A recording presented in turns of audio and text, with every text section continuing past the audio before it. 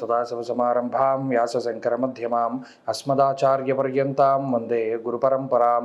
జ్యోతిషాస్త్రాన్ని భావితరాల వారికి ప్రసాదించిన ఋషుల యొక్క పాదపద్మాలకి నమస్కారం చేసుకుంటూ, అలాగే నాకు ఈ జ్యోతిష విద్యను నేర్పిన గురువర్యులు జ్యోతిష బ్రహ్మ కీర్తిశేషులు శ్రీ ఈరంకి సూర్యనారాయణమూర్తి గారు, సూర్యశ్రీ దైవజ్ఞ గారి యొక్క పాదపద్మాలకి నమస్కారం చేసుకుంటూ, ఓం శ్రీ మహాగణాధిపతి నమః, శ్రీ గురుభ్యో నమః, హరి ఓం.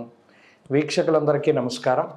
సింహరాశి వారికి ఈ వారం సాధారణమైనటువంటి గ్రహస్థితి గోచరిస్తూ ఉన్నది. ప్రత్యేకించి జన్మ రాశియందు సంచారం చేస్తూ ఉన్నటువంటి శుక్రగ్రహం, అలాగే ఈ వారంలో చంద్రగ్రహం, ఈ రెండు గ్రహాల తాలూకు స్థితిగతులు కొంత అనుకూలంగా ఉన్నాయి. వక్రించినటువంటి శనేశ్వరుడు తాలూకు కొన్ని శుభ ఫలితాలు కూడా ఈ రాశి వారికి రానున్నాయి.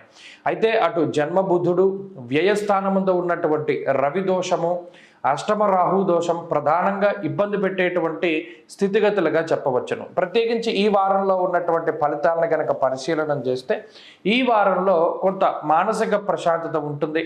నచ్చినటువంటి ప్రాంతాలని సందర్శనం చేయగలుగుతారు, నచ్చినటువంటి వ్యక్తులతోటి సంభాషించగలుగుతారు. పూర్వకాలం అంటే మీ చిన్నప్పుడు కానీ లేదా మీ బాగా చిన్నప్పుడు కానీ ఎవరైతే మీ మిత్రులు ఉన్నారో, మీ బంధువులు ఉన్నారో అప్పుడు చూసినటువంటి వారిని తిరిగి కలుసుకోగలుగుతారు, వారితోటి మాటామంతి చేయగలుగుతారు. అలాగే ఈ గ్రహస్థితి ప్రత్యేకంగా ఆర్థిక వ్యవస్థని కనుక మనం చూసుకుంటే ఈ గ్రహస్థితిలో సింహరాశి వారికి మిశ్రమమైనటువంటి ఆర్థిక స్థితిగతులు ఉంటాయి. ప్రత్యేకించి ఆదాయం బాగానే వస్తూ ఉన్నప్పటికీ కూడా ఆదాయం నిలబెట్టుకోలేకపోతారు. అయితే ఇక్కడ ఖర్చు అయ్యేటువంటి ప్రతి రూపాయి కూడా మీ యొక్క శుభ కార్యక్రమాలకో లేదా ఏదైనా ఇల్లు కొనుక్కోవడానికో, కారు కొనుక్కోవడానికో, ఇలా ఏదైనా ఒక మంచి పనికే ఆ ధనమంతా కూడా ఖర్చు అవుతూ ఉన్నప్పటికీ వచ్చినటువంటి ధనం వచ్చినట్టుగానే ఖర్చు అయిపోతూ ఉండేటువంటి విధానాన్ని ఈ రాశి వారిలో మనం చూడవచ్చును. అలాగే సింహరాశి వారికి సంబంధించినటువంటి ఆరోగ్య పరిస్థితులను చూసినప్పుడు ఆరోగ్యపరంగా ఈ రాశి వారికి ఏదో ఒక రకమైనటువంటి ఇబ్బంది వస్తూనే ఉంటుంది.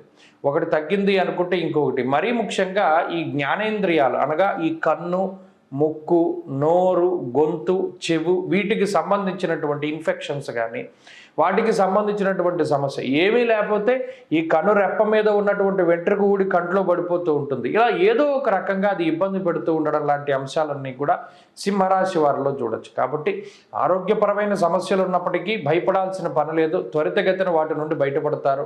వ్యయరవి యొక్క దోషం వల్ల ఒక చోట నిలకడగా లేనటువంటి స్థితిగతులు, అంటే ఏకాగ్రత అనేటువంటిది ఉండదు.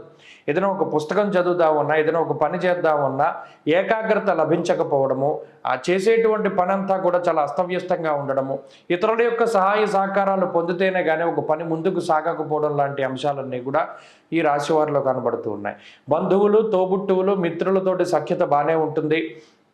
ఉద్యోగ వ్యాపారాల్లో ఉండేటువంటి స్థితిగతులన్నీ కూడా సాధారణంగా గోచరిస్తూ ఉన్నాయి. కష్టే ఫలి, ఎంత కష్టపడతారో అంత ఫలితం వస్తూ ఉంటుంది.